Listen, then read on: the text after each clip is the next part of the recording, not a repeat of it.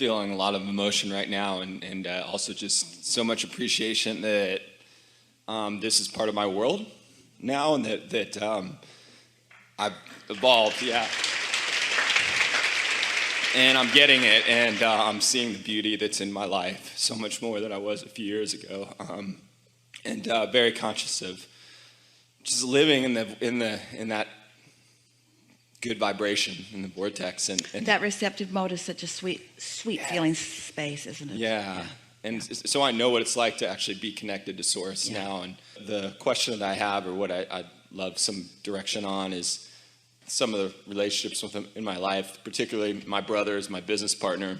We're expanding, and our business, and it's great and it's exciting.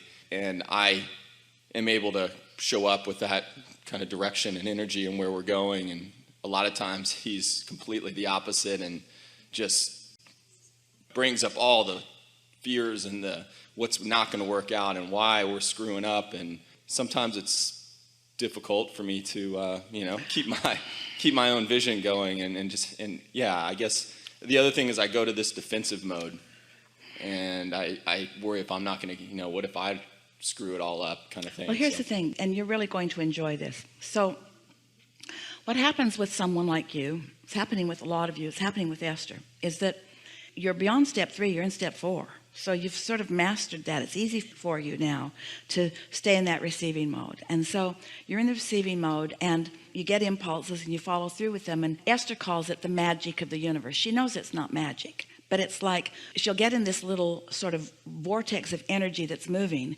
where it feels like everything is effortless and everything is happening, and it's just bam, bam, bam, bam, bam, bam, bam, one wonderful thing after another.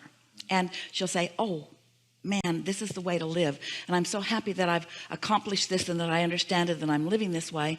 And then she'll come into a working situation with someone that she really cares about, and it's like awkward and tripping and stumbling because the other person is doing some of what you're talking about. And so the human response is, how come you can't flow with me? I meditate every day and I've learned to flow, and the universe is cooperating with me until I hook up with you, and you make it harder. If you would just flow, it would be so much better for me. And then Esther remembers, I'm doing that thing I do where I'm living a conditional life, and I'm letting this condition take me out of the receptive mode. And all that's gone wrong here, the reason the magic went away for a minute, is not because this person is persistently hard, but because my perception of this person has taken me out of the receptive mode. If we could convince you and Esther that it's not your brother that is the kink in the hose, it's your attention to your brother that's put the kink in your hose. And if you could just see him as this glorious step 1 individual. Somebody's got to keep putting the gas in the tank. Yeah?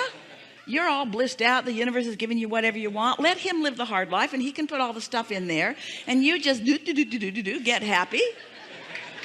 Allow the thoughts to flow.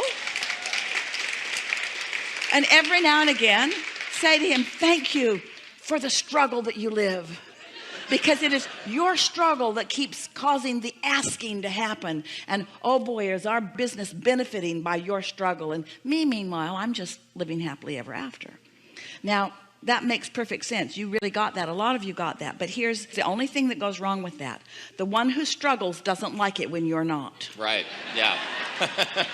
The one who is struggling doesn't like it that you've got the easy job.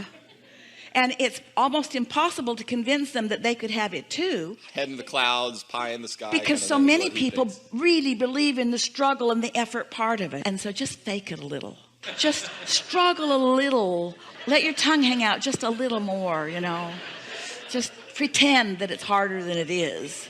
Just to appease them. But meanwhile, know what's going on.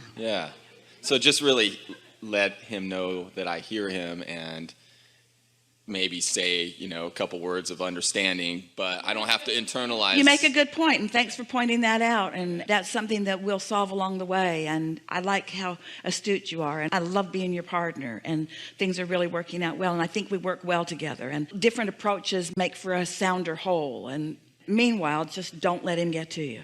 Okay. Yeah. Yeah. Okay. Something else? Maybe related to that is just when I'm not on that high flying disc. Oh, well, then there's no hope for you. And I immediately go to this like sort of self-protected mode or something, and I want to lash back out. It's logical in that because moment. when you are in the receiving mode, where you can feel the power of the universe coursing to you and through you, it's the opposite of feeling vulnerable. You feel invincible, you feel exhilarated, you feel capable. But when you slip from that, it's normal that you would feel defensive or justify or rationalize a little bit. So just take the emotion as your signal that you're not, for whatever reason, don't try to pinpoint what it is. Don't blame somebody else and don't blame yourself. You're just not in your true power. We like to call that receptive mode. It's the receptive mode. It's the art of allowing. It's the clarity mode. It's the replenishing mode.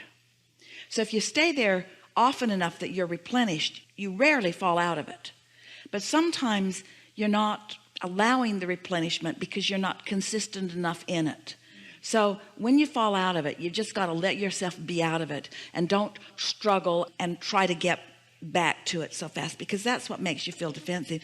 That's what Esther was feeling, is that, hey, I'm used to soaring, and when I'm not soaring, I'm not happy, and you're keeping me from soaring, so cut it out. Well, that's really back to the basics, isn't it? When you're blaming one other person for the way you feel, that's a step 1 moment. So you can make that a step 5 moment. We told you we'd tell you about step 5. Step 5 is when you're back in step 1 and you're not beating up on yourself about it. You're back in step 1 and you accept that contrast is important and that you want to keep putting more into the vortex. Think about it this way. We really like this. So do you get this concept of all of these eggs, so to speak, in the pipeline? All of these creations in the pipeline becoming more and more and more and more ready for manifestation. And really, you want to keep putting them in so that they can keep coming out. And there's satisfaction all along the way, and of course manifestation is way satisfying. But if you don't have a little bit of contrast to clarify what you want, then this part isn't so sweet either. So that's the concept of step 5, is that of course I want clarification and contrast. Sometimes you have to live in a house with not enough closets to know that you want more closets, and that focus feels good to you when you allow it. So I want to talk briefly. Knowing what you know about the laws of the universe, and knowing what you know about your vortex, your inner being, source energy, and all of our interest in what you've got going on. Under those conditions, right here and now, as you're knowing that, and the way you were feeling as you were first offering your words of appreciation when you first sat down, is there ever any logical explanation or excuse for feeling disempowered? No. It's completely illogical, isn't it? In other words, it makes no sense. And when you feel that disempowerment, the whole reason for feeling disempowerment is because the disempowerment in and of itself is illogical. It's completely illogical. Our friend offered the word compassion earlier, and we like the word compassion so much because what compassion is feeling like your inner being feels. Your inner being could be looking at someone suffering, and your inner being doesn't suffer even though they're seeing someone suffering. Jesus, you could be dripping your illness and he did not see your illness, he just knew your wellness. And because he knew your wellness, your illness could not abide in his vibration, so it could not express itself under that dominant vibration. As he knew for a little bit, you knew. That's what we're really talking about. When you've practiced being in alignment with your inner being on this subject and this subject and this subject and this subject and this subject, just so that it's easy for you, and then you find a subject where it's not so easy, you can fall back on that, knowing that the process exists and that the laws exist and the source exists and that the energy exists, and in just a matter of seconds or minutes, you can remind yourself that vulnerability is an illusion. Vulnerability is a discordant focus that is just pinching off true thought. And as you play with this a little and you really find your balance so that you've got your sea legs no matter what, those feelings of disempowerment will become non-existent. So the idea of being at the effect of anything outside of me, that's like the power is within. But it's me. as simple as this. You can break it down this simply. So whatever comes to me is because of my point of attraction. And my point of attraction is because of what I think. But if I'm thinking about what you think, then what you think is affecting me. And if I think that you have to stop thinking that so that I'm not effective, then I have no power. But if I accept that what's happening to me is only about what I think, and I don't have to think what you think, can you feel that powerful distinction? But as humans who are so used to being focused upon what's happening out here, it takes a little while before you're not influenced by what others are thinking, especially about what they're thinking about you. That's the thing about family members, is that you've been hanging around with them for a long time and your vibrational roots go way back, meaning there's usually quite a bit of momentum. So you've been kind of proving yourself to your brother for a rather long time, and your brother to you. These are not new thoughts, these are old thoughts. And some of the thoughts that you have about each other really serve you. And some of the thoughts that you have about each other don't serve you. And you've got to sort out which thoughts you have about your brother that are vibrationally equivalent to what your inner being thinks, and what thoughts you have about yourself that your brother thinks about you are vibrational equivalency. And so what it really comes down to is who you gonna lean toward, what your brother thinks or what your inner being thinks. And you see, you've been listening for long enough that that's a viable choice for you. A lot of people, when we say that, it's like blah blah blah blah blah, because this part is not active enough in your vibration yet that you have a choice. So you're just always looking for someone to appreciate you or to approve of you, especially those people that have been hanging around in your family for a long time. Approval feels so good when someone holds you as their object of attention, and they're tuned in, tapped in, turned on, and they're looking at you and they're flooding all that pure positive energy all over you. Oh boy, does that feel good. But if they're not hooked in and they're looking at you, ooh, not so good. Or if they look away, that's not so good either. So you just can't have dependency upon what anybody else thinks about you. But you see, that's not the only thing that trips you up.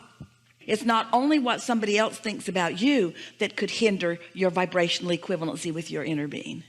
It's what you think about others that can hinder it too. So when you get down on your brother, even though he deserves it, you lose your mojo. And so what you're defensive about is not anything he's doing. What you're defensive about is what you're doing to yourself. Ooh, that puts all the power right back in your hands, doesn't it? Yeah. Really good time for a segment of refreshment. Thank you so much.